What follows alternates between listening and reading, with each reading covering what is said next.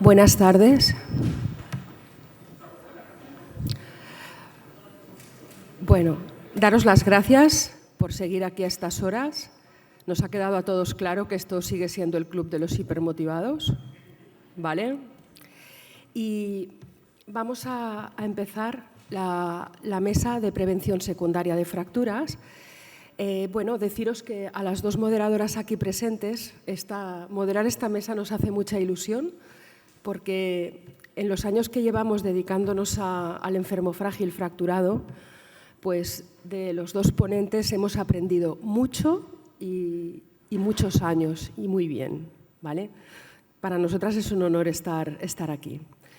Entonces, de los dos empezaremos con el doctor Xavier Nogués, que es el jefe de servicio de medicina interna del Hospital del Mar y miembro del Instituto de Investigación Biomédica de la Universidad Pompeu Fabra y también componente del grupo de investigación musculoesquelética. Entonces, él nos va a hablar del concepto de terapia secuencial en osteoporosis. El segundo ponente, que es el doctor Esteban Jodar, que es el jefe de Departamento de Endocrinología y Nutrición de los Hospitales Universitarios Quirón Salud de Madrid y catedrático de Medicina de la Universidad Europea de Madrid. Entonces, el doctor Jodar está ahora mismo en en el Congreso Nacional de la Sociedad de Endocrinología y la ponencia que vamos a ver, luego ya os lo explicaremos, está grabada y esperamos que se pueda conectar online para el turno de preguntas. ¿De acuerdo? Entonces, nada, otra vez daros las gracias y empezamos. ¿Vale? Doctor Nogués. Ay.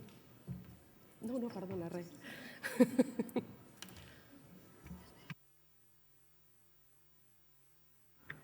Primer de todo, donar-vos les gràcies a tots per estar aquí, dar-vos les gràcies a tots per estar aquí, donar les gràcies també a les meves introductores, chairmans de la sessió, a les dos introductores de la sessió i també a la Societat Catalana de Geriatria per la seva convidada, per su invitación.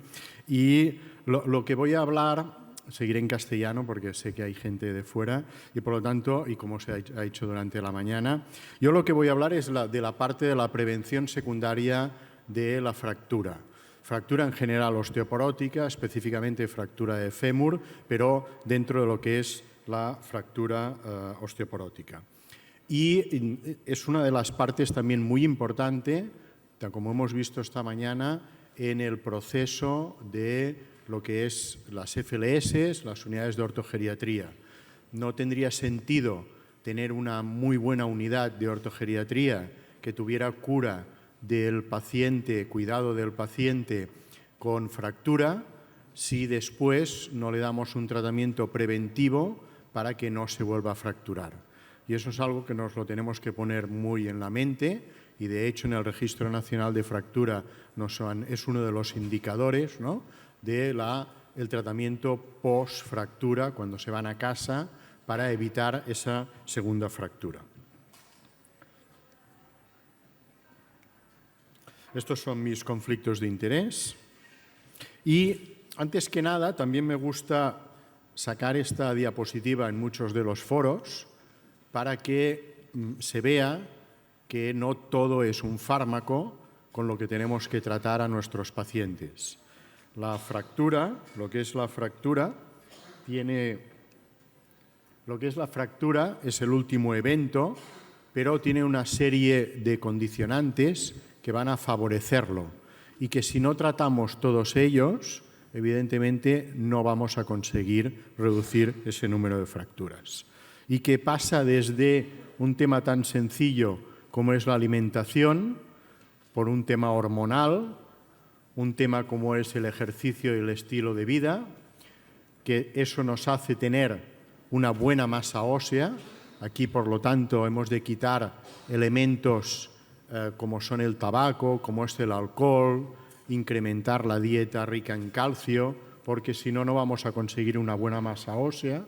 Y todo y con ello vamos a tener una serie de condicionantes, como son el propio material. No sabemos medir la densidad mineral ósea, la masa ósea, pero tenemos dificultades para medir la calidad de ese hueso.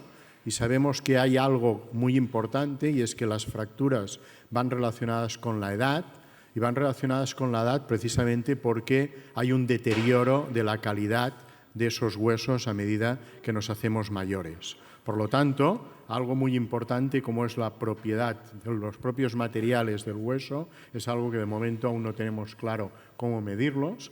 También hay algo que no podemos hacer nada, como es la propia arquitectura. Sabemos que es la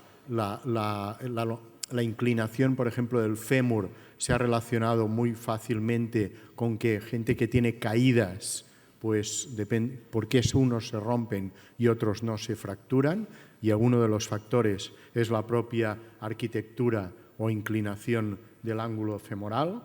Y después hay cuestiones que sí que podemos intentar tratar o que en personas mayores es muy importante desde este punto de vista. Los reflejos, ¿no? Sabemos que a medida que nos hacemos mayores perdemos esos reflejos, ¿no? Todos éramos capaces, la gran mayoría, de bajar las escaleras del metro corriendo y deprisa porque se nos escapa, pero a medida que te vas haciendo mayor piensas, a ver si me caigo, ¿no? Y vemos que evidentemente eso es una de las medidas preventivas más importantes. Después hay algo también muy importante como es la prevención de caídas, que no hablaré porque hay una mesa específica, un taller específico a última hora de esta tarde, ¿no? Sobre el tema de caídas, pero evidentemente, y también cuestiones como es la cantidad de grasa que hay al lado del fémur, por ejemplo, que hace de cojín y que amortigua el impacto. Por lo tanto, la fractura la tenemos que tratar en todo su conjunto, no simplemente con un fármaco. Y eso tenemos que pensar. Igual que hacemos en el paciente de ortogeriatría multidisciplinar, en el tratamiento de la fractura también tiene que ser multidisciplinar, no simplemente farmacológico. Y después también reflexiones importantes. La osteoporosis se debe considerar como una enfermedad sistémica y crónica y de seguimiento prolongado. No es simplemente una enfermedad que tengan que ver los ginecólogos después de la menopausia y el geriatra o el reumatólogo o el internista cuando la persona se hace mayor, sino que durante toda la vida, a partir de una edad determinada, sobre todo la mujer después de la menopausia, la que tiene osteoporosis se ha de controlar. Y dependiendo de la gravedad de la enfermedad y de los factores de riesgo, plantearemos toda una serie de tratamientos durante ese largo periodo de tiempo hasta el final de la vida, y veremos la duración que tiene que tener. Por lo tanto, lo que se está llamando ahora, ¿no?, que sería la terapia secuencial, obliga a plantearnos qué secuencia de tratamientos, ¿no?, cuáles van primero, cuáles van después, respecto a todos los fármacos que tenemos disponibles. Y sabemos que hay secuencias mejores que otras y hay secuencias que las consideremos óptimas, y que cuando hay algún efecto secundario que nos impide continuar el tratamiento, pues tendremos que cambiar y hacer un seguimiento de esos pacientes. Un planteamiento que hago, y algunas preguntas las vamos a responder muy pronto. ¿A quién vamos a tener que tratar o prevenir? Eso las guías, para eso están las guías, nos lo han puesto bastante fácil, y las guías han pasado de centrarse en los fármacos, es decir, bifosfonatos, SERMs, formadores, PTH, etcétera, Romo ahora, ¿no?, a pasar al individuo, al paciente. Y ahora estamos hablando más de pacientes con riesgo bajo, riesgo alto y riesgo muy alto. Y a partir de aquí, todas las guías se han centrado en esos pacientes que tenemos que tratar. Por lo tanto, lo tenemos muy claro en la guía. Esta es la guía de la SEIOM publicada en el 2021. Y hay otras guías europeas, pero todas van con el mismo sentido. Van a catalogar en estos momentos al paciente en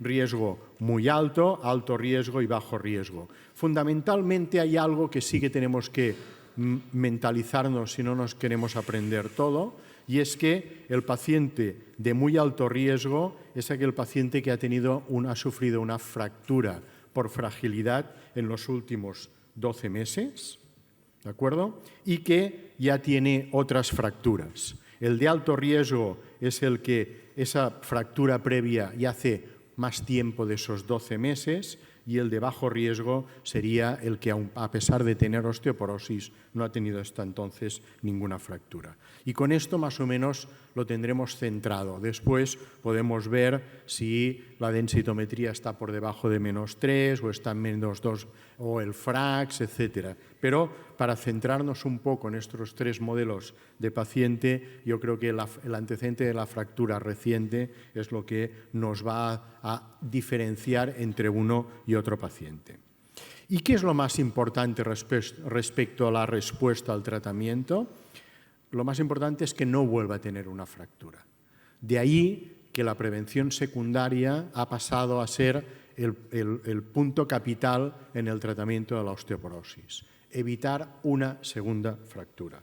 También tenemos la evolución de la masa ósea y también tenemos la evolución por marcadores de remodelado en los lugares que se puedan hacer. Pero son parámetros subrogados. Una paciente que puedes tener 20 años en tratamiento más o menos secuencial, etcétera, y no se te ha fracturado y se mantiene en una densidad que no te mejora mucho más, pero no se ha fracturado, es un éxito terapéutico, porque hemos conseguido que no se fracture, ¿de acuerdo? No tan importante tiene que ser la densidad medida por la densitometría. Aunque sabemos que el parámetro de la densitometría es importante, porque ya han demostrado algunos fármacos, como por ejemplo denosumab, que es uno de los antirresortivos más potentes, que en cuanto conseguimos mejorar la masa ósea y llegar a un punto situado, por ejemplo, en cadera total sobre el -1,5, pues ya hemos llegado a un punto en que la reducción de fracturas ya no vamos a conseguir mucho más, pero ahí estamos, habremos conseguido una gran reducción. Por lo tanto, sí que hay una buena relación entre un parámetro subrogado como es la densidad mineral ósea, el mejorar la masa ósea y la reducción de fracturas.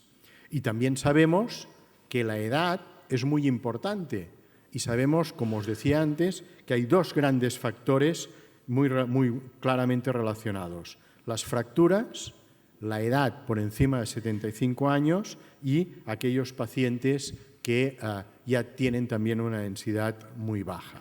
Y que la edad, la densidad baja y el antecedente de fractura nos lo convierte a ese paciente en muy alto riesgo de fractura.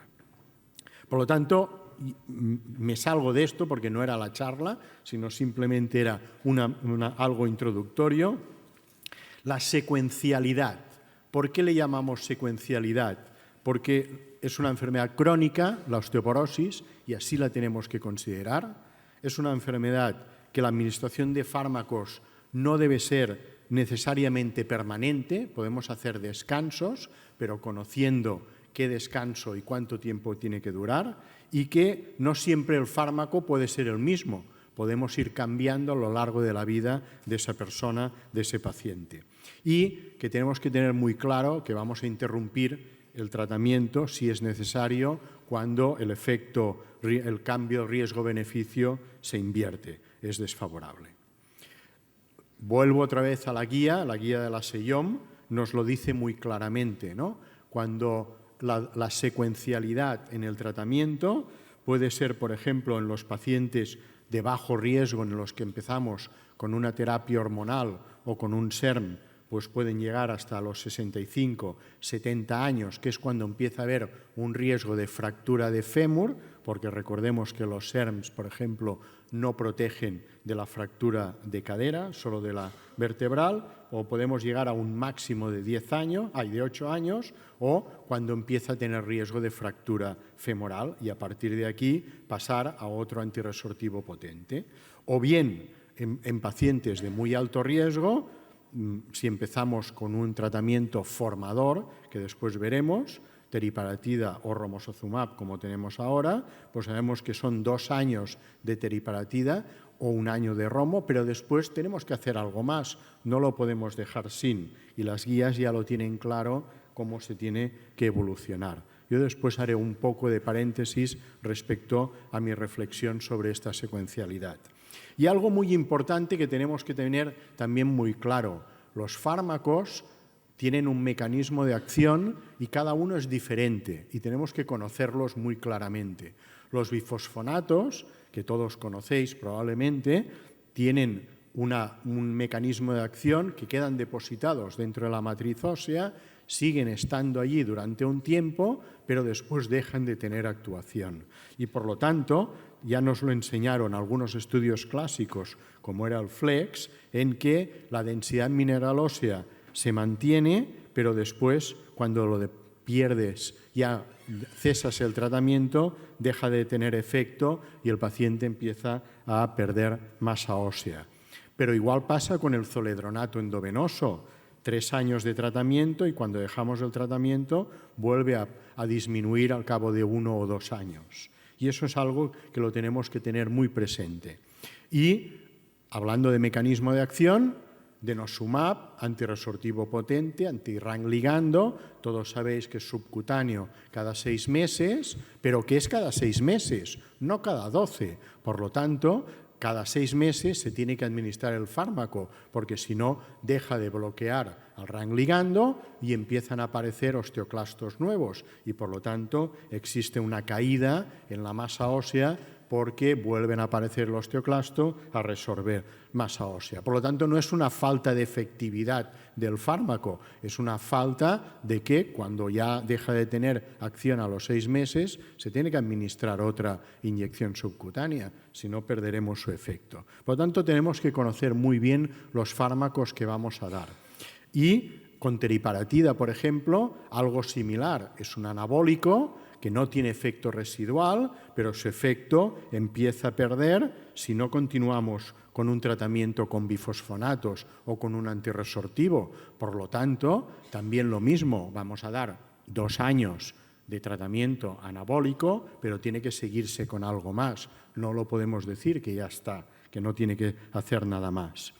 Y algo que también se ha dicho mucho y que también se tiene que conocer y que lo que tenéis que hacer es irlo publicando al resto de vuestros compañeros que no son expertos en el tema osteoporosis, es que las famosas vacaciones terapéuticas son eso, vacaciones. Y todos los fármacos con los bifosfonatos que se han hecho vacaciones terapéuticas, es un estudio del 2020 de la incidencia de nuevas fracturas en una de estas grandes cohortes norteamericanas, los pacientes que habían estado en zoledronato, risodronato o alendronato, al cabo de 2-3 años empezaban a perder su efecto residual y empezaban a aumentar las fracturas. Y fijaros que esto va acondicionado con el mecanismo de acción y, por ejemplo, el risodronato tiene poca atracción tiene menor atracción que alendronato en la matriz ósea, hace un más recycling que le decimos nosotros, pero no queda depositado tanto como es alendronato a lo que es la hidroxiapatita cálcica, y zoledrónico está en una zona intermedia. Por lo tanto, dejan de tener efecto y vamos a tener fracturas. No nos sorprendamos de aquel paciente que le han dado durante 5 años o 3 años alendronato, el médico de primaria le ha dicho, no, ya ha cumplido el tratamiento usted, 3 años o 5, y al cabo de 3 años nos vuelve a entrar por la puerta de urgencias con el fémur contralateral fracturado. ¿Por qué? Porque la enfermedad sistémica, que es la osteoporosis, sigue existiendo y el fármaco que le han dado tiene un mecanismo de acción que su durabilidad, cuando lo cesamos, al cabo de 2-3 años, ha dejado de tener efecto. Por lo tanto, es algo muy importante que tenemos que mentalizarnos cuando tratamos a los pacientes.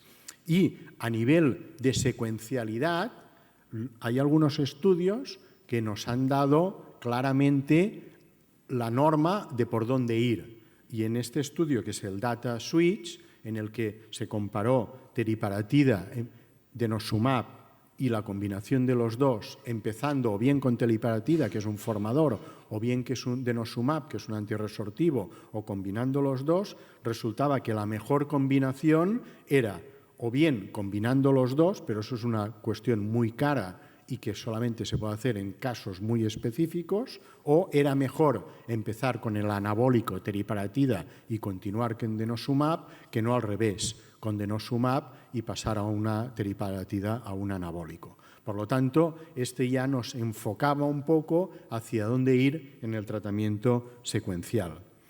Pero ¿siempre empezaremos con un anabólico? No, puede ser que tengamos un antirresortivo como es alendronato y queramos pasar a un antirresortivo más potente, por ejemplo, denosumab. Pues se puede hacer porque el seguimiento de un antirresortivo como el alendronato con denosumab también ha demostrado una potencia importante en el incremento de masa ósea. No hay por qué pensar que por haber ido con un bifosfonato no puede tomar otro antirresortivo. Y lo que nos ha llegado ahora es un nuevo fármaco anabólico, a lo mejor algunos de vosotros lo conocen, otros no, entonces digo muy brevemente como hacen el briefly, ¿no? En los artículos, ¿no? Romosozumab es un anticuerpo monoclonal dirigido frente a una molécula que es la esclerostina. La esclerostina es un bloqueador de formación, el estímulo de la formación de los osteoblastos. Por lo tanto, si bloqueamos a ese bloqueador de la formación, conseguimos un efecto de mayor formación de los osteoblastos y formación de masa ósea. Y este es el nuevo fármaco que nos ha venido, anticuerpo monoclonal, que se administra subcutáneamente una vez al mes y que tiene un mecanismo de acción que se llama dual, porque además también tiene un efecto sobre anti-RANG ligando y tiene un efecto también sobre los osteoclastos, disminuyendo la resorción ósea. Por lo tanto, tenemos formación y disminución de la resorción. Fármaco, en teoría, que ocuparía los dos aspectos que nos interesan en cuanto al remodelado óseo. Y que tiene una particularidad especial, y es que aparte de tener su acción sobre el remodelado, en esa formación y disminución de la resorción ósea, también tiene una pequeña parte, pero importante, en estimular a que se formen osteoblastos nuevos donde no hay unidades de remodelado óseo. Es decir, forma hueso donde no se necesita, en teoría, reparar el hueso porque haya una cicatriz o haya un quebrantamiento. Por lo tanto, tiene un mecanismo favorecedor por dos vías. La resorción sobre el remodelado óseo y sobre la modelado óseo, que se le llama, es decir, formación de nuevos osteoblastos. Y el estudio que sería de registro del fármaco es un estudio secuencial en el que se inicia con el formador romosozumab frente a un comparador activo, como es alendronato, y después se sigue las dos ramas con un alendronato, es decir, se sigue con un antirresortivo. Y eso nos permite ver que realmente esa combinación de primero 12 meses de formador y después continuado con antirresortivo es muy potente frente a un comparador que es simplemente el antirresortivo. Y aumenta mucho la masa ósea y disminuye mucho las incidencias, tanto fracturas vertebrales como no vertebrales y de cadera. Por lo tanto, es algo que tenemos que tener muy claro.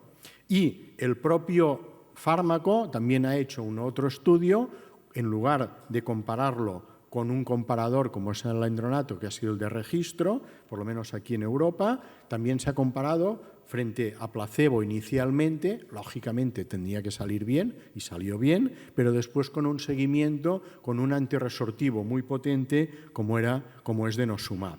Y los resultados son espectaculares. El primer año simplemente con romosozumab incrementos de un 12-13%, cosa que con antirresortivos solos tardamos 5 años o más en conseguirlo y después siguiendo con un antirresortivo potente, en este caso, como era denosumab, se puede llegar a los 36 meses a incrementos de masa ósea del 20%. Y todo ello con reducción de fracturas tanto vertebrales como no vertebrales. Por lo tanto, es algo muy importante la secuencialidad que, ¿dónde la vamos a aplicar? La vamos a aplicar probablemente en aquellos pacientes de muy alto riesgo. ¿Y hacia dónde vamos a ir? También hay estudios fuera de los registros. Este es un estudio del 2019 de un canadiense, de Kender, que lo que hace es secuencialidad con el propio fármaco y hace un año de romosozumab, un año de denosumab y otro año de romo. Y claro, los incrementos son espectaculares desde este punto de vista. Y es probablemente aquí donde vamos nosotros. Y ahora permítanme que ahora sí que voy a centrarme en qué haría yo con pacientes, por ejemplo, que acaban de tener una fractura. Pacientes que tienen muy alto riesgo y desde el punto de vista geriátrico. Y eso es algo que tenemos que tenerlo muy claro. Primero vamos a hacer esa evaluación integral, ¿no?, de ese paciente.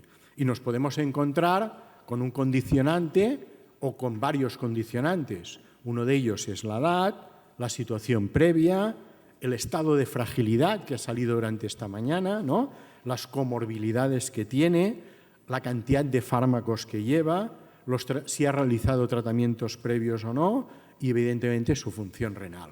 Y todo ello integralmente nos va a condicionar si vamos a poder empezar con un fármaco, en este caso, que sería lo ideal, con un fármaco formador, si ha tenido fracturas previas y acaba de tener una nueva, eso sería la situación ideal, ¿no? Es decir, se acaba de romper el fémur o tener una fractura vertebral, miras y resulta que en su historial ya ha tenido fracturas previas, por lo tanto es un paciente de muy alto riesgo. Vamos a ver cómo está, vamos a ver su edad, sus condicionantes, su estado de fragilidad, etc. ¿Podemos ir a una terapia secuencial empezando con romo o con teriparatida? Pues probablemente esos condicionantes nos van a decir sí o no. Y eso es algo clínico. Esperanza de vida, situación de fragilidad, etc.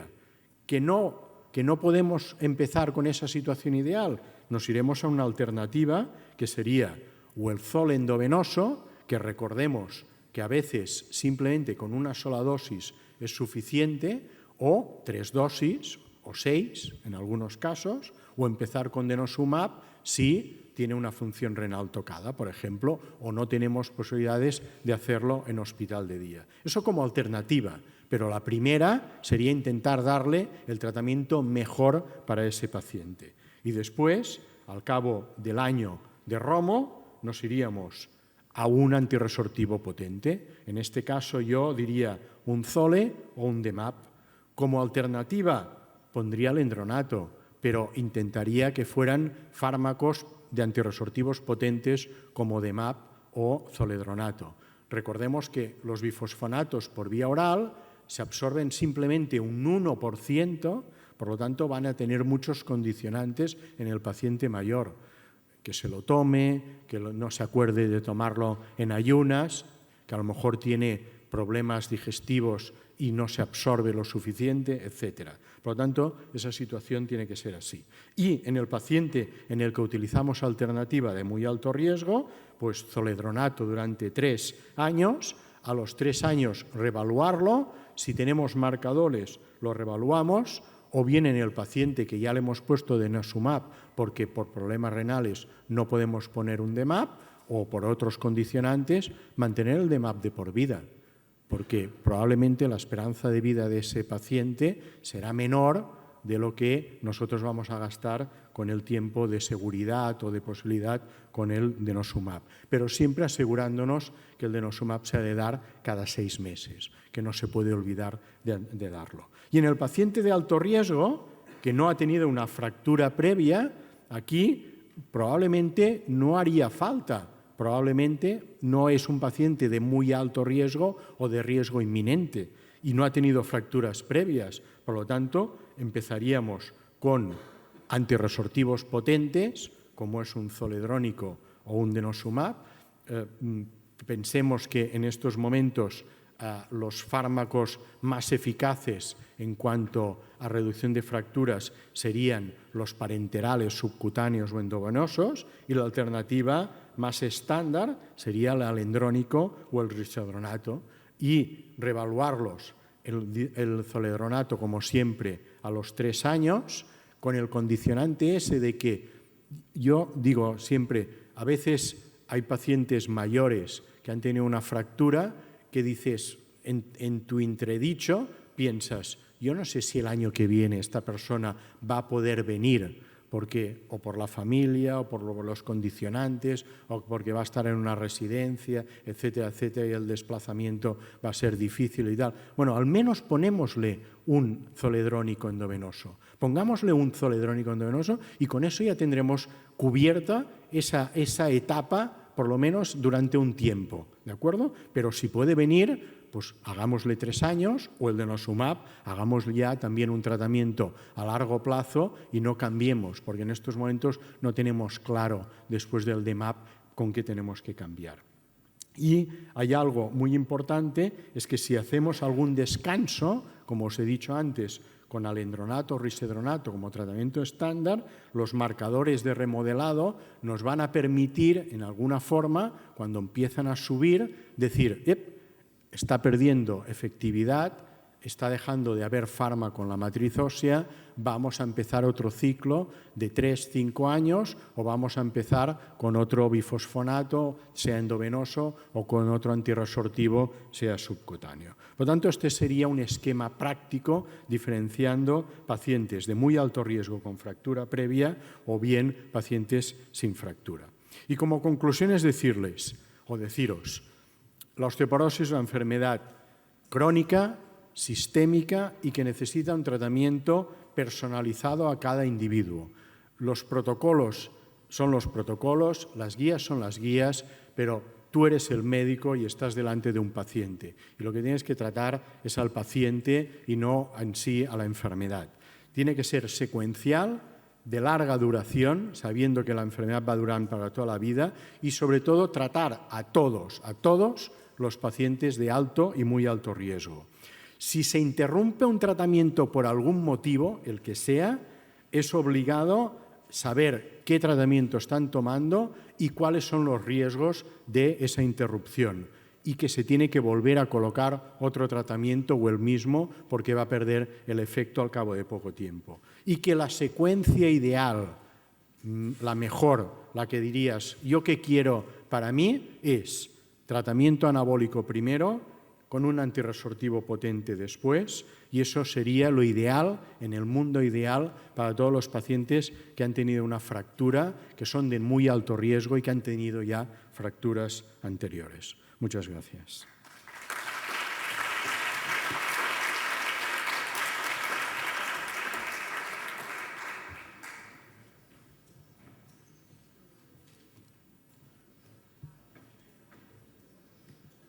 Ara posarem el vídeo, que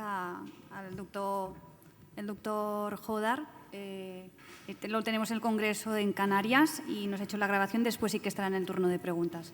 Cargamos el vídeo y ahora después comentamos.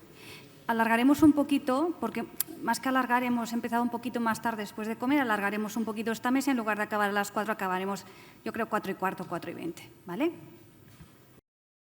Por la invitación para cubrir este tema tan interesante del sistema hormonal dentro del ámbito de la geriatría. Estos son mis potenciales conflictos de interés que tienen que ver básicamente con el desarrollo de fármacos en el tratamiento de la osteoporosis, de la diabetes y de otras enfermedades. La agenda que pretendo cubrir los próximos minutos es por qué hablamos de un sistema hormonal y no deberíamos hablar de un tratamiento ni de una vitamina, qué es lo que medimos y por qué somos la mayoría de nosotros deficientes en este sistema hormonal, qué impacto tiene más allá del sistema musculoesquelético, que es quizá el más conocido, y finalmente qué relevancia tiene en este sistema musculoesquelético especialmente enfocado al anciano o a los síndromes geriátricos. Cuando hablamos de sistema hormonal D, nos referimos a un sistema hormonal complejo, más parecido a los ecosteroides hormonales, en los cuales realmente La producción canónica es la vía endógena a través de la exposición a la piel de radiación ultravioleta B actuando sobre un precursor de la familia del colesterol. También la podemos obtener de la dieta, ya sea en forma de colecalciferol, si es de fuente animal, o ergosterol, si es de fuente vegetal. Y también hoy en día, en la mayoría de las personas, no es raro que estén tomando algún tipo de suplemento. Esa vía canónica exige una exposición solar de 5 a 30 minutos, entre las 10 y las 15 horas, 2 veces en semana, y esa vitamina D formada en la piel, ese colecalciferol o vitamina D3, debe de sufrir dos hidroxilaciones, como todos conocen, la primera en posición 25, que no está regulada, y la segunda en posición 1-alfa, que está finamente regulada en el riñón, aunque hoy en día sabemos que esto también se produce en otras muchas células, luego volveré sobre esto, para terminar originando el calcitriol u hormona D activa. El calcitriol, en realidad, como decía, es una hormona que se comporta como un factor de transcripción y que va a actuar sobre muy diversas células para producir diversos efectos, aumentando o reduciendo la expresión proteica de ciertos genes. De hecho, podemos hacer una analogía, como en esta revisión, entre el sistema hormonal D y el sistema de hormonas tiroideas. El yodo sería largamente equivalente a la vitamina D3, al colecalciferol. La T4 sería equivalente en este sentido al calcifediol y finalmente la T3, que es una hormona básicamente intracelular, sería el equivalente al calcitriol. Luego, por tanto, paralelismos claros entre sistemas, lo que son claramente sistemas hormonales. En cualquier caso, su monitorización más adecuada es la medida de 25-hidroxivitamina D a nivel sérico. Esta refleja la cantidad del sistema hormonal D que ha sido hidroxilado en esa primera posición 25 por el hígado y es la mejor medida del reservorio. Recordad que el calcitriol es básicamente una hormona intracelular y en ese analogismo con hormonas tiroideas siempre nos funciona mejor la medida de T4, que es una hormona extracelular, comparada con la de T3. Aquí pasaría algo parecido al medir 25-hidroxivitamina D frente a medir calcitriol.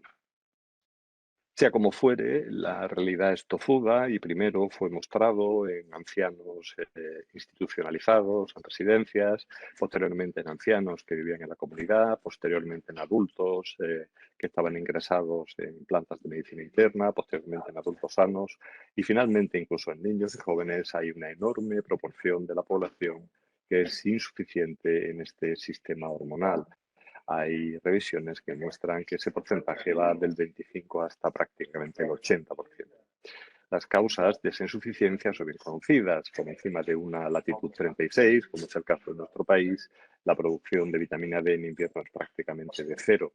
Además, ciertos hábitos del vestido no colaboran.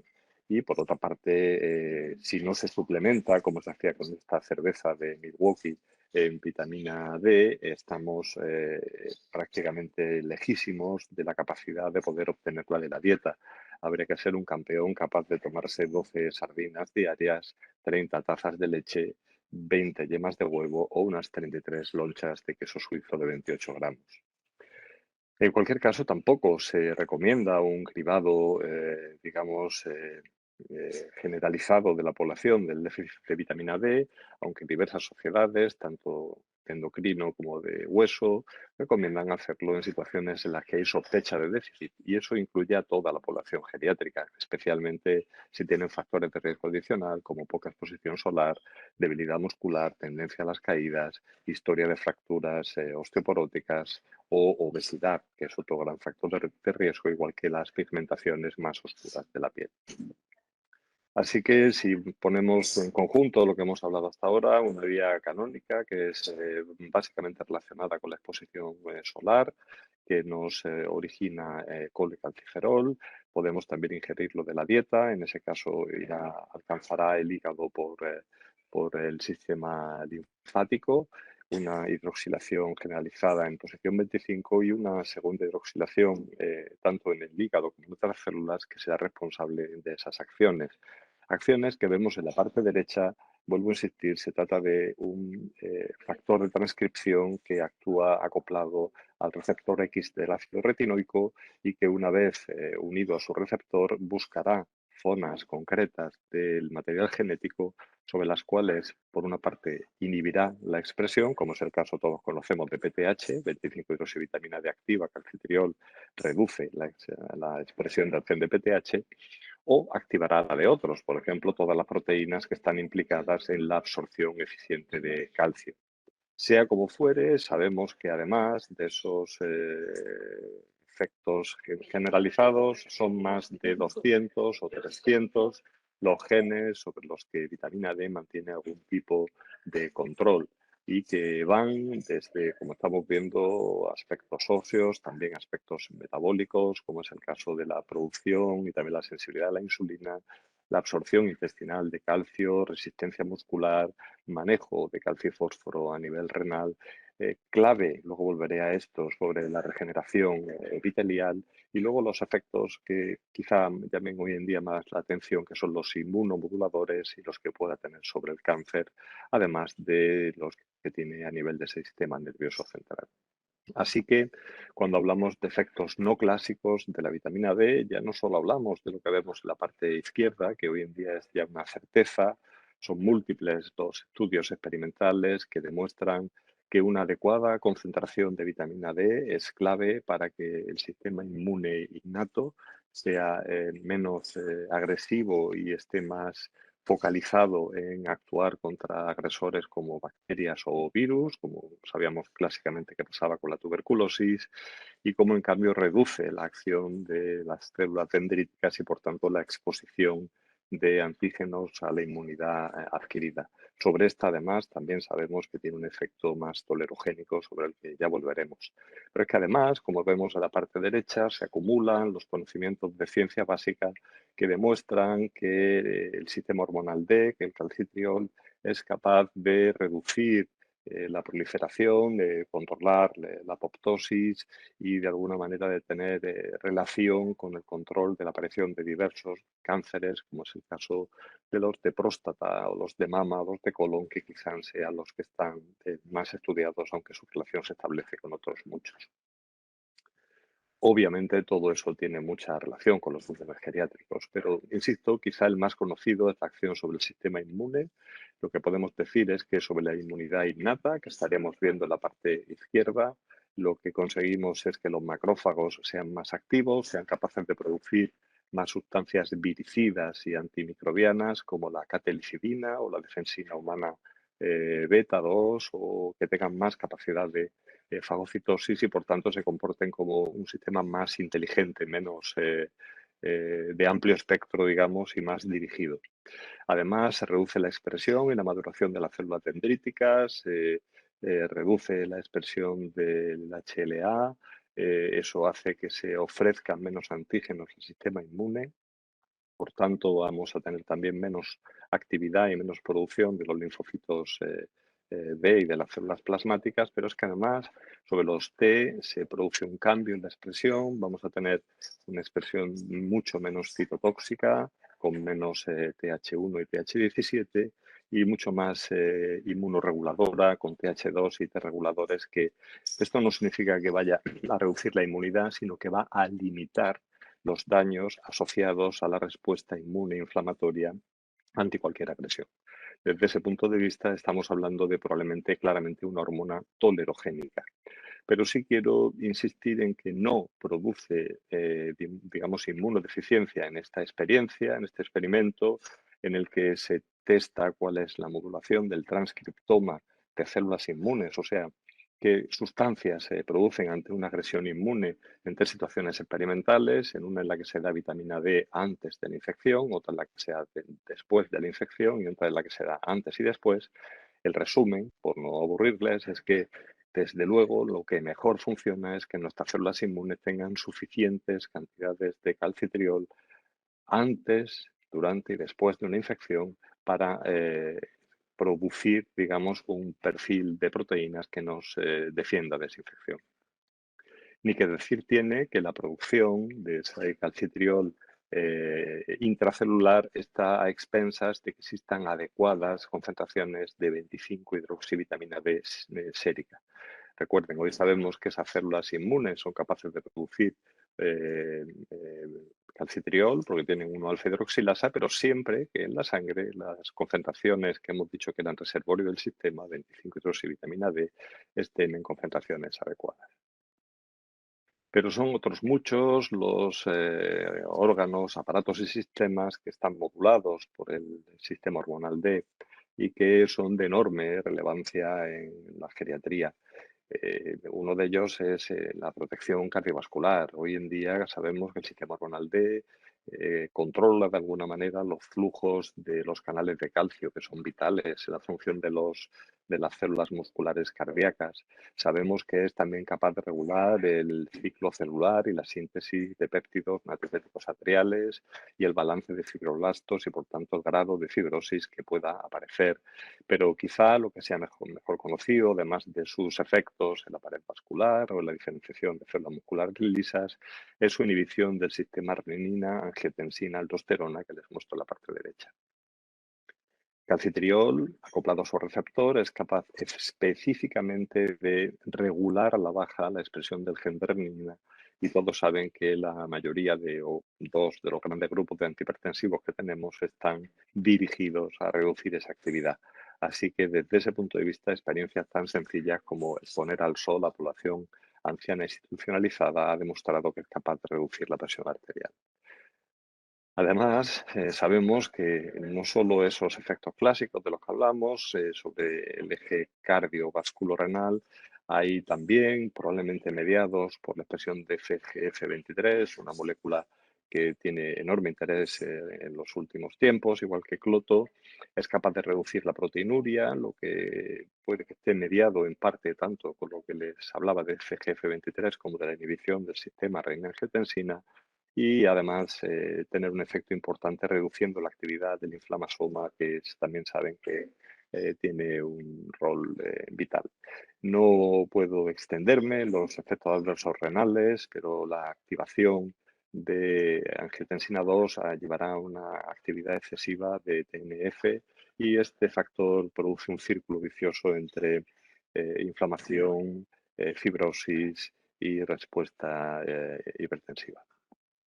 De hecho, incluso existen algunos pequeños estudios de calidad metodológica opinable que demuestran que algunas propiedades funcionales en la carótida de personas ancianas, aunque realmente tampoco eran tan ancianos, están relacionadas con las concentraciones de hormona D. También desde el punto de vista metabólico, y seré muy breve por cuestiones de tiempo, sabemos que existe tanto a nivel de ese control transcripcional como a nivel del control de los flujos de calcio un aumento de la capacidad secretora de insulina mediada por el sistema hormonal D y una mejora en la sensibilidad insulínica de los tejidos respondedores. Como les decía, no tengo tiempo para extenderme, pero hay multitud de datos, sobre todo en población prediabética y reduciendo su riesgo de transformarse en personas diabéticas. Donde creo que merece la pena parar un par de minutos es en el rol de vitamina D sobre la protección de epitelios. Si ven lo que pasa en la parte derecha, en una situación de insuficiencia en el sistema hormonal D, vamos a ir perdiendo la integridad de esa barrera epitelial, y además, recuerda lo que acabamos de comentar, tendremos una respuesta inflamatoria menos astuta, por decirlo así, de más amplio espectro y menos limitada en cuanto a los daños que origina.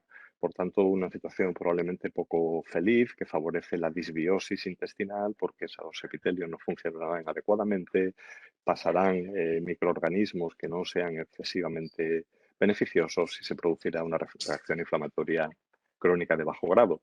En cambio, si miramos lo que ocurre en la parte izquierda, un sistema hormonal D intacto garantizará que esos epitelios funcionan de forma adecuada, que aquellos microorganismos dañinos que sean capaces de superar esa barrera serán adecuadamente atacados por los macrófagos, que si es necesario se usarán los linfocitos, pero sin un exceso de actividad inflamatoria.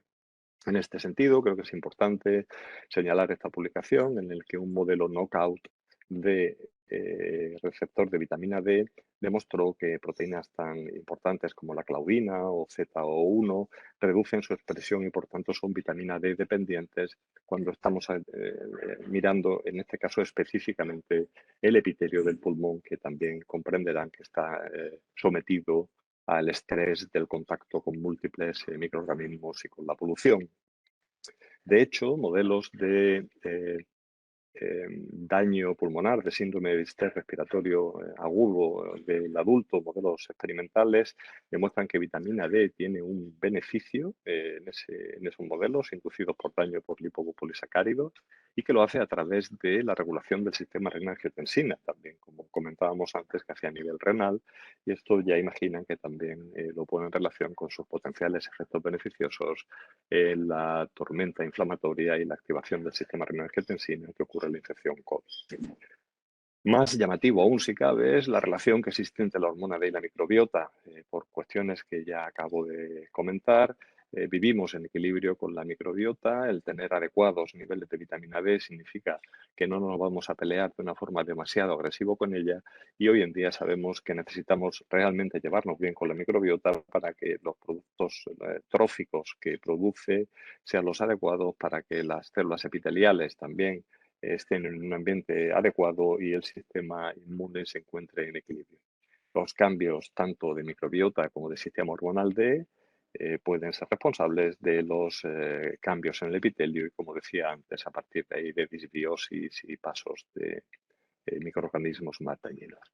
Pero los efectos clásicos, los más conocidos, están en relación con el mantenimiento de la homeostasis de calcio. Todos hemos estudiado que vitamina D regulan al alza todas las proteínas necesarias para la absorción eficiente de calcio, como son CRPV5 y 6, los canales de calcio que pasan a través de gradiente de concentración, las calvindinas que lo expulsan a la pared vascular y las bombas de calcio que con consumo de energía van a mandar ese calcio hacia el torrente circulatorio. Además, sabemos que cuando hay una insuficiencia en este sistema, puesto que el calcio es un catión esencial para la vida, habrá un contrabalance que será la elevación de PTH que sacará calcio y fósforo de donde lo hay, del hueso, y por tanto también reducirá, hará trabajar más al riñón para conservar ese calcio y expulsar más fósforo. Además, sabemos que a nivel puramente óseo, vitamina D es esencial para aumentar la resorción ósea y, por tanto, garantizar que se cambia hueso viejo por hueso nuevo, también para el aumento de la mineralización y también es esencial para promover la diferenciación de los osteoblastos y que estos produzcan hueso de forma activa en base a toda una serie de proteínas del hueso que consideramos marcadores de formación. También hace que prolifere y controla la duración de la vida de los condrocitos y de otras células a nivel óseo. De hecho, cuando analizamos de forma conjunta todos los estudios que relacionan las concentraciones de PTH, vitamina D y el riesgo de fractura, vemos que hay un punto óptimo que estaría en torno a los 24 nanogramos mililitros de 25 hidroxivitamina D, donde el riesgo de fractura es mínimo. Pero si tuviera que resumir un aspecto fundamental, creo que debería de ser este. Hoy sabemos que en la parte izquierda lo que ven son cambios sobre masa ósea, en la parte derecha hablamos de riesgo relativo de fractura. La causa evitable de fracaso terapéutico, o sea, de personas que están adecuadamente tratadas y diagnosticadas de osteoporosis a las que se les prescribe un tratamiento y que a pesar de eso se fracturan, la principal causa evitable es la insuficiencia en hormona D, como se pone de manifiesto en la parte izquierda, menores ganancias de masa ósea de las esperadas, como en la parte derecha un estudio multicéntrico español en el que tuvimos la ocasión de participar que demostró que dentro de las evitables la primera causa era esa insuficiencia. En cuanto, y estoy acabando, su relación con el músculo es difícil porque sabemos que existe en fases tempranas, en la diferenciación de células quiescentes que se van activando hacia ser miocitos y también en fases avanzadas, en fases de maduración, en fases de diferenciación. En cualquier caso, sabemos que el sistema hormonal D tiene mucho que ver con la regulación a la alta de folistatina y de IGF-2. También tiene un control sobre diversos factores de transcripción miogénicos. Es necesaria para el flujo de ese calcio y fósforo, que es fundamental en la contracción muscular, y además suprime la expresión de miostatina, que saben que se opone al crecimiento muscular. De hecho, cuando analizamos la trayectoria en cuanto a caídas de personas, de mujeres con diferentes concentraciones de vitamina D, vemos que existe una mayor tendencia a caídas en las que tienen niveles más bajos y que no en todo el mundo, pero cuando hablamos de concentraciones inferiores a 16 gramos mililitros, sí que hay un menor riesgo de caída si se suplementan, como en ese metaanálisis que les mostraba. También en este otro metaanálisis, hablando de algo muy diferente, como es la sarcopenia, bien es cierto que con una definición que ustedes seguro que tienen ya superada, que es un consenso europeo de 2010, la combinación de suplementos de vitamina D con suplementos proteicos y ejercicio, como parece bastante razonable, es la estrategia de más rendimiento a la hora de reducir la sarcopenia. Si hablamos de fragilidad, un terreno que es resbaladizo para un endocrino como yo, que la ve desde su punto de vista, utilizando estos criterios de Wright, lo que sí que podemos decir es que la vitamina D suele estar más baja en frágiles frente a no frágiles, en prefrágiles frente a no frágiles y en frágiles frente a prefrágiles. No parece existir un gran sesgo en la publicación y en cualquier caso esto lo que no significa es que tratar con vitamina D vaya a reducir la fragilidad y puede ser simplemente una covariable o un factor confusor. En cualquier caso, dentro de lo que supone la fragilidad en cuanto a estado catabólico, que tiene un componente de malnutrición y que lleva a una sarcopenia y una osteopenia, los suplementos proteicos, el ejercicio de potencia, una adecuada nutrición, incluyendo adecuadas concentraciones de hormona D, como probablemente de otras hormonas, como podría ser la hormona de crecimiento, tienen claramente un efecto positivo que probablemente conoceremos mejor en los próximos tiempos. Acabo ya, tienen recomendaciones, aquí tienen las citas disponibles para cuáles serían los suplementos de hormona D que hay que dar en personas deficitarias, ya sea con la utilización de colecalciferol o de calcifediol y dependiendo de los niveles de los que partamos, tanto para población general como para población osteoporótica.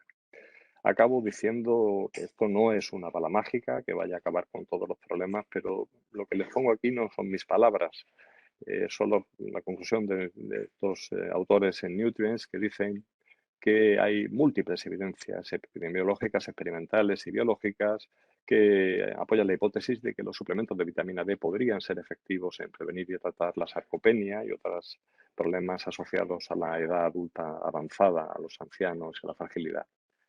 Mientras tanto, puesto que la deficiencia en el sistema hormonal D es tan común en personas de edad y puesto que tiene otros muchísimos efectos biológicos, parece muy razonable que en personas sarcopénicas, y yo diría que por extensión en ancianos y en población geriátrica, debiéramos de asegurarnos que tienen suplementos adecuados para alcanzar sus concentraciones.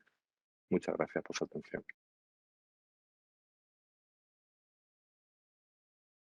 Bueno, muchas gracias por conectarse a estas horas y desde Canarias. Es de agradecer. Y empezaremos un poco por todo el tema de la logística. Está compartiendo mesa con el doctor Nogués, pero hemos decidido, en lugar de hacer preguntas indistintamente, centrarlas primero contigo y después ya le haremos al doctor Nogués, ¿vale? Muchísimas gracias. Te lo agradezco porque tengo el vuelo pronto. Vale. Entonces, primero voy a preguntar si hay alguien de la audiencia que se anime a preguntar. Vale, por aquí un micrófono. Escucho la pregunta y te la transmito. ¿Vale? ¿Me oyes? Sí, sí. Vale. Yo creo que en la sala no me oían.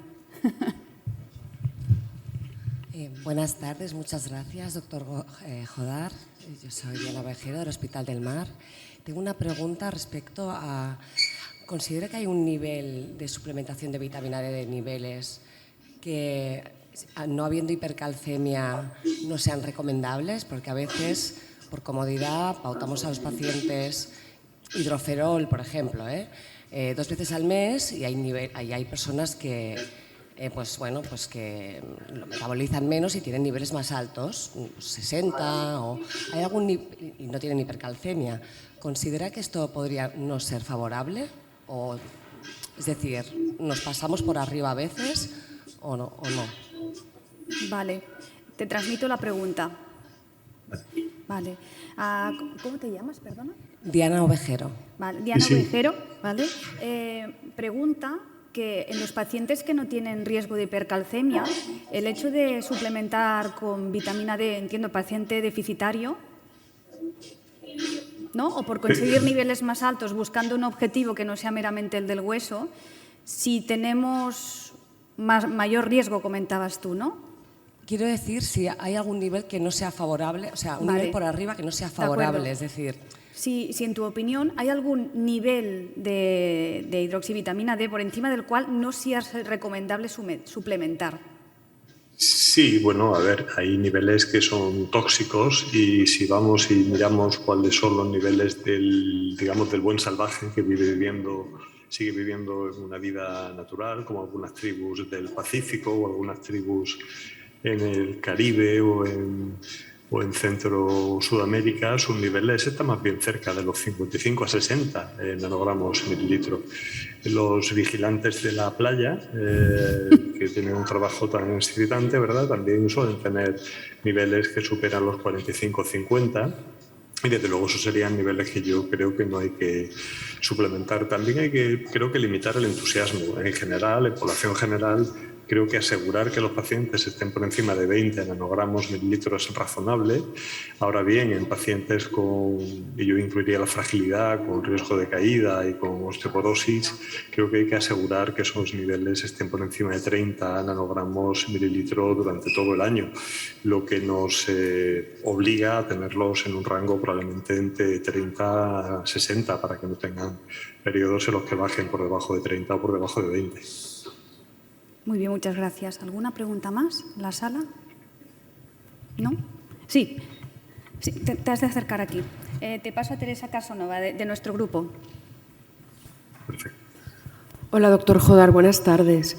Mira, de la charla que nos has presentado, a mí me ha llamado la atención, teniendo como tenemos los hospitales llenos de pacientes con mucha presión antibiótica y la cantidad de pacientes que vemos con Clostridium, ¿vale?, que cada vez damos más probióticos. Entonces, ¿podemos asumir que en cuanto nos planteamos dar probióticos tenemos que mirar primero los niveles de vitamina D o suplementar directamente antes de poner probióticos pensando que así serán efectivos?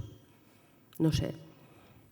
Perdóname, pero te he oído fatal. Me ha parecido que te referías a suplementar, pero no sé si me estás hablando de suplementar alimentos o no. de distintos tipos de suplementos. Si antes te oía con mucho eco, perdóname. Sí, mira, si antes de dar probióticos en pacientes que tienen alto riesgo de Clostridium, por ejemplo, ¿vale?, en pacientes que damos antibióticos, antes de poner probióticos, tendríamos que suplementar con vitamina D, entendiendo que así el probiótico sería más efectivo.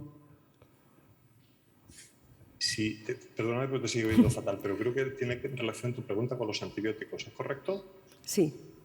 Bien, lo que intentaba demostrar en ese estudio, que me parece un estudio de prueba de concepto, hay varios, ¿no? Uno es cómo modulan la transcripción de genes que sabemos que están relacionados con la defensa antimicrobiana, la exposición al sistema hormonal de a los metabolitos, que tiene que ser adecuados niveles de 25 hidroxivitamina D en sangre para que las células inmunes puedan producir intracelularmente calcitriol y tener efectos auto y paracrinos.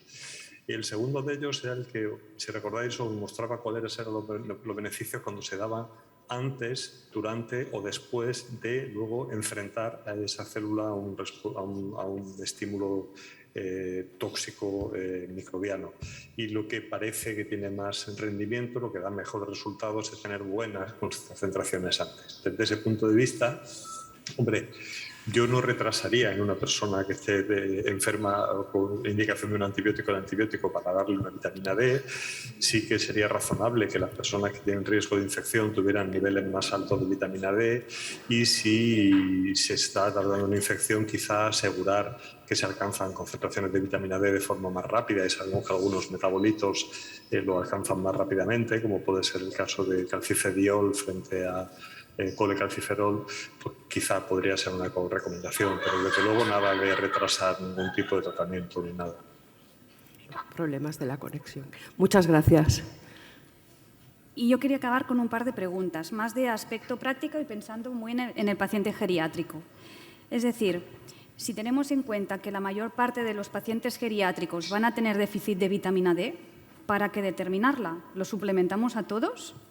¿Les hacemos controles? ¿Para qué? Si hay que suplementarlos. Es pregunta provocadora.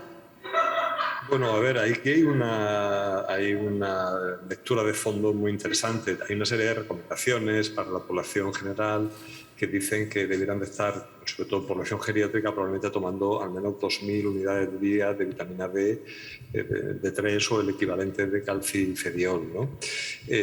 También habría la posibilidad, como ocurre en países nórdicos, que justifica esa paradoja de por qué tenemos peores concentraciones en el sur de Europa que los países nórdicos, que lo que hacen es suplementar alimentos de uso común. Pero lo que proponen no me parece tampoco descabellado. Realmente la ingestión media del paciente anciano en nuestro país es de unas 137 unidades al día. Fijaros que lejos de esas al menos 800, al menos 1.000 o recomendables incluso 2.000.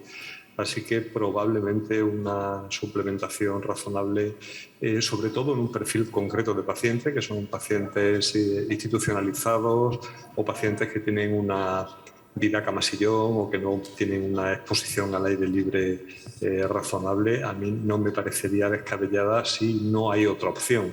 Lo razonable, por supuesto, si fuera posible, sería medir niveles y asegurar que tenemos a todos esos pacientes en concentraciones óptimas, porque os diré, si utilizas sobre todo colecalciferol, la respuesta es menos predecible, no es una dosis tan lineal como con colecalciferol, y sabemos que, como con calcifediol, sabemos que, por ejemplo, los polimorfismos de la 24-hidroxilasa pueden hacer que algunos de esos pacientes respondan peor. Todos tendréis la experiencia de que utilizando las mismas, aparentemente, dosis de vitamina D, hay pacientes que alcanzan niveles y hay pacientes que parece que se la echaran por encima en vez de que se la tomaran, ¿verdad?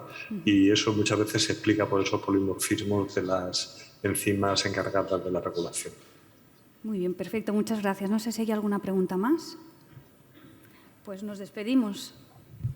Muchísimas gracias. Un placer, muchas gracias. De verdad que lamento muchísimo no haber estado allí con vosotros en directo. Las agendas al final fueron complicadas. Gracias, de todos modos. Muchas gracias. Muchas gracias. Muchas gracias.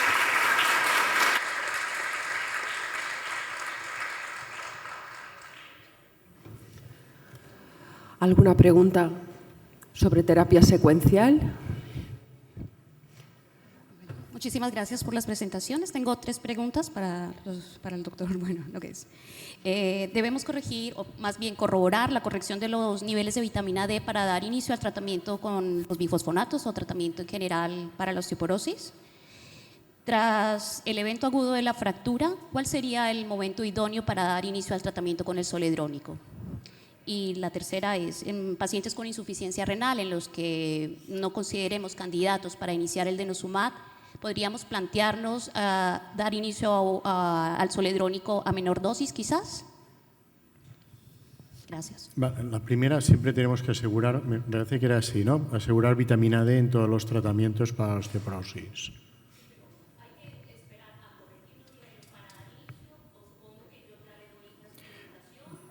Vale.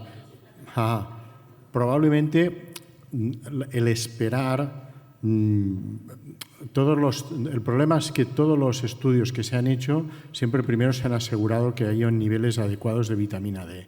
Desde el punto de vista racional, probablemente lo que se tiene que hacer es asegurarlo en poco tiempo. Yo creo que cuando das vitamina D al cabo de una semana, 10 días, ya tienes suficientes niveles y das una dosis adecuada alta. Por lo tanto, eso sería lo máximo de esperar. Pero ya no hace falta hacer un control a los 3 meses o 2 meses, sino que empezar tratamiento y al cabo de 10 días, una semana, 10 días, ya podrías empezar ya con el tratamiento con bifosfonato o cualquier antirresortivo. Esto desde el punto de vista práctico. Sobre todo si das calcifediol, ya te saltas un primer paso de hidroxilación, por lo tanto los niveles empiezan más rápidamente con calcifediol en este sentido. Segunda era con zoledrónico. La verdad es de que se puede empezar ya no hay interferencia, ya se ha demostrado que no hay interferencia con la consolidación de fractura, o sea que incluso antes de salir del hospital para ir al sociosanitario para hacer rehabilitación ya sería el momento adecuado para administrárselo, ¿eh? O sea que no se tiene que esperar para el zoledrónico. Y la tercera, perdona, era la dosis. Bueno, a ver, has dicho algo de los denosumab, ¿no? A ver, denosumab estaría indicado en pacientes que tienen alteración de función renal, por lo tanto, a los cuales no les puedes dar zoledrónico, ¿no? Por lo tanto, yo creo que en este sentido sería mejor dar DMAP que no zoledrónico, siempre y cuando tienes que tener en cuenta de que por debajo de 20 mililitros hora, ahí ya no hay experiencia. Y además sí que puedes tener problemas de hipocalcemia. Dar mitad de dosis de zoledrónico, hay quien lo está haciendo, pero realmente desde el punto de vista mecanístico tampoco no sería más adecuado. Quizá sería más adecuado en aquellos pacientes que no le puedes dar nada más. Hay algunos estudios con risedronato, mitad de dosis oral, ¿vale? O sea, de 5 miligramos. Pero el problema en los pacientes con insuficiencia renal realmente es muy empírico. Realmente es muy empírico lo que se está haciendo. Gracias.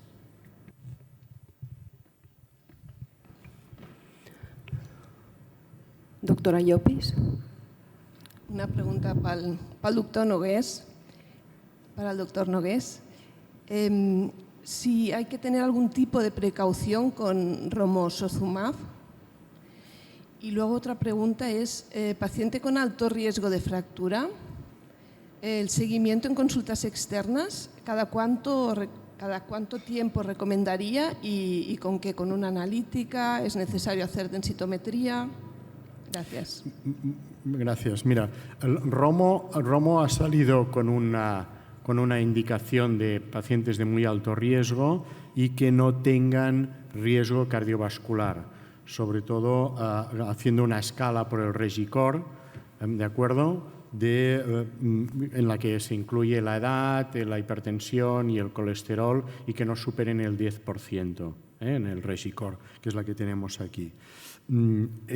Esto probablemente es una medida que se ha tomado ahora, que ha tomado la EMA, ¿no? A nivel y la Agencia Española del Medicamento, porque en el estudio, no en el estudio inicial, sino en el otro estudio, en el ARC, aparecieron mayor riesgo respecto a los pacientes que estaban tratados con alendronato solo, de aumento de riesgo cardiovascular en una proporción no muy elevada, pero que bueno, ya sabemos cómo son siempre las agencias reguladoras y lo estiman así.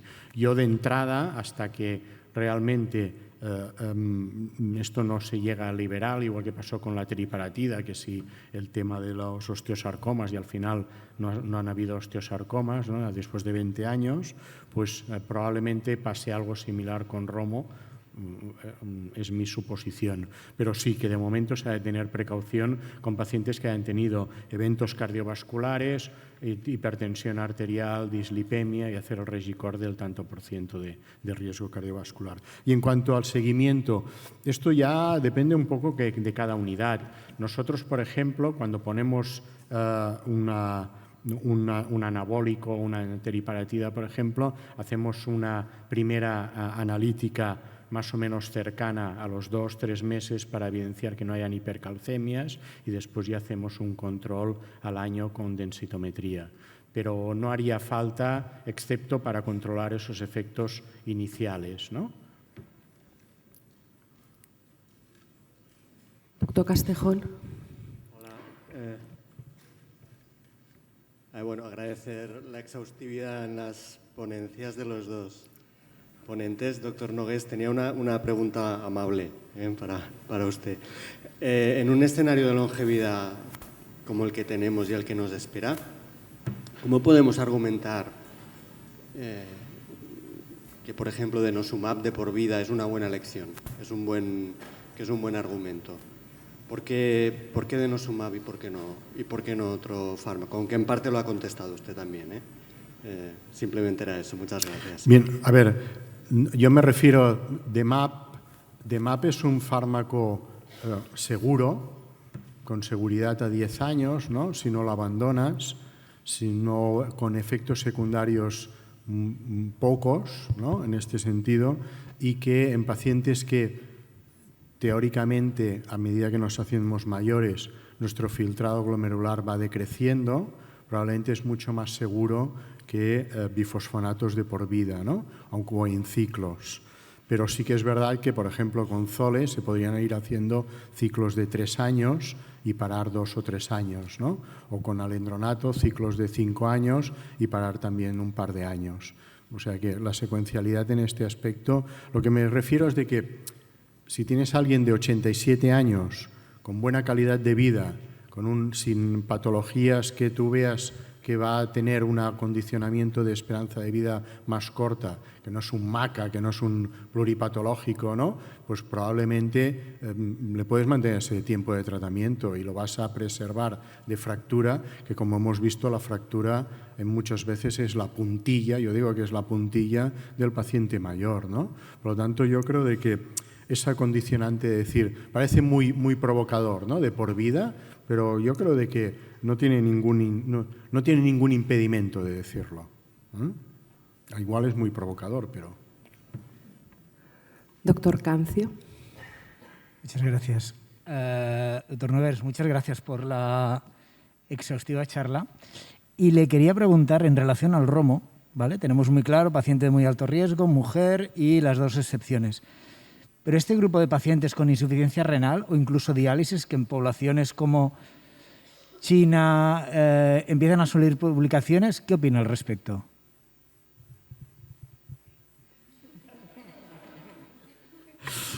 No tengo experiencia. A ver, quiero ser sincero, no tengo experiencia. Yo creo que en ese campo, con este tipo de población especial, faltan estudios que nos demuestren que realmente, lanzarte, te puedes lanzar, pero empíricamente, sinceramente. No me mojaría. Doctor Nogués, yo tengo un par de preguntas. Le quería comentar, cada vez mujeres mayores que han superado un cáncer de mama. Sabemos que a nivel de tratamiento anabólico no nos podemos plantear dar teriparatida. Tenemos que pensar en el romosozumab como una opción terapéutica para estas pacientes. ¿Esta pregunta tiene respuesta hoy en día? No tiene respuesta porque no hay ensayos clínicos, pero probablemente sí que se pueda utilizar. Es decir, pacientes que tengan una fractura y hayan hecho una fractura por fragilidad y ahí tengan un antecedente de neoplasia de mama, pues realmente romo no tiene la contraindicación preventiva, ¿no?, que tenía teriparatida con el tema de la radioterapia o cánceres previos, ¿no?